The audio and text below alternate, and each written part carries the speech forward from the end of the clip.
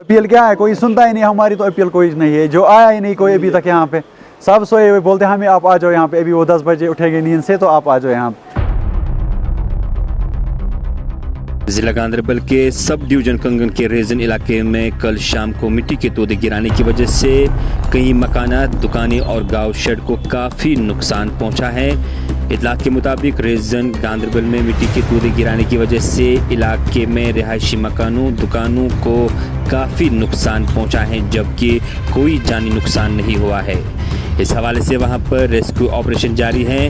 Police, CRPF, SDRF और दीगर टीमें वहां पर अपना काम जारी रखे हुए हैं। गांधरबल से कश्मीर क्राउन के लिए साबिक अली साबिक की ये रिपोर्ट।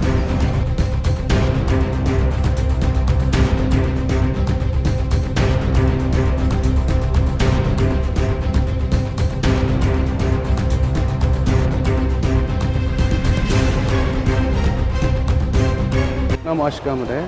कल शाम के वक्त में स्लाइड चालू हुई थी यहाँ से, और शाम की जब नमाज हो रही थी उस टाइम पे यहाँ पे कुछ आवाज़ें आ रही, तो ये पहाड़ी पूरा खिसक गया उस टाइम। तो ये कह नहीं सकते कितना नुकसान है, वो तो पूरा दब चुका है, पता नहीं चल रहा है कि कितना दब चुका है। नियर अबाउट तो लगभग 10 के करीब मकाने और 10 के करीब दुकानें भी है, और कुछ गौ खाने भी है, और कुछ माल मवेशी जो भी है वो दब चुकी है। इसके अंदर रेस्क्यू के लिए हम वो नहीं बता सकते, हमने देखा नहीं कि अंधेरा था, दिखा नहीं। उस साइड से मत आया होगा, हाईवे से उधर तक गाड़ियाँ आ रही थी, लेकिन हमें अंधेरे में इधर से क्रॉस हो नहीं सकते थे यहाँ पे, क्योंकि स्लाइड कंटिन्यूसली चल रही थी। जी, मेरा नाम इकबाला बानो है, मैं रेजन से हूँ।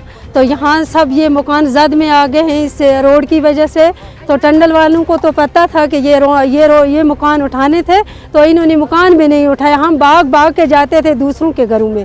तो जब 6 बजे नमाज पढ़ के मैं बैठी तो मैंने देखा वहाँ से दरख्त आ रहे थे, मैंने सोचा सब आदमी मर चुके हैं। तब मैं वहाँ से रोड पे खड़ी थी, तो तब स्लाइड आई, सब घर मकान जहाँ हमारे हमसाए उनके 5-6 मकान जद में आ गए। ये क्या कह रहे हैं, आपसे क्या कहें, हम लोगों को दूसरी जगह ज़मीन चाहिए, मकान चाहिए। यहाँ इस रोड के नीचे क्या करेंगे बैठ के? वहाँ से ये जो रोड निकाल रहे हैं ना, तो सब ये जो इंसान, इसी वजह से हमको ये परेशानी हो गई है। हम इरशाद अहमद रहना है, और मैं इस घर में रहता था जो मेरे पीछे आप देख सकते हो। उस वक्त 6 बजे थे तकरीबन, नमाज का टाइम था, आज़ान हो रही थी, तो ये थोड़ा थोड़ा निकल रहा था उस वक्त, जो पहाड़ पीछे है इस वक्त मेरे बैकग्राउंड में। जैसे ही पहाड़ गिर रहा था थोड़ा थोड़ा, तो बाकी घर वाले तो सब अंदर थे, मैं रोड पे देख रहा था उस वक्त। लगा हमें उस वक्त थोड़ा उतरेगा, लेकिन जैसे ही कुछ 5 मिनट हो गए तो 5 मिनट में पूरा ये नीचे उतर गया। लेकिन तब तक तो हमारे यहाँ इर्द गिर्द जो हमसाए सब थे वो आ गए, तो हमारी फैमिली को रेस्क्यू किया। लेकिन पूरा है लगभग, तो ये एरिया ही डैमेज है। तकरीबन 6-7 मकान है यहाँ पे, और काउ शेड्स है, शॉप्स 10-15 है।